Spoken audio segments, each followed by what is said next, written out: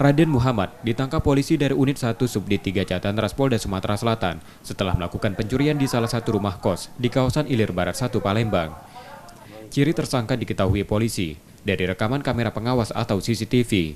Belakangan tersangka diketahui mantan polisi melakukan pencurian bersama temannya yang ditangkap lebih dulu setelah membawa kabur sepeda motor dan televisi milik penghuni rumah kos.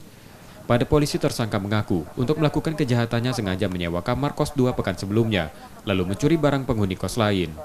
Dari tersangka polisi menyita 1 unit televisi hasil curian yang belum sempat dijual tersangka.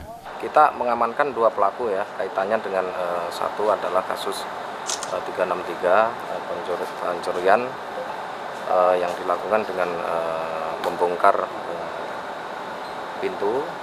Lokasinya adalah di kos-kosan di wilayah Kota Besar Palembang. 2 orang pelaku ini bekerjasama, kemudian mengambil TV. Namun beberapa hari kemudian salah satu pelaku datang ke sana dengan alasan meminjam motor, kemudian motor itu dibawa kabur, kemudian dijual. Ya, salah satu adalah menurut pengakuan pecatan anggota yang bertugas di daerah Bangka Belitung.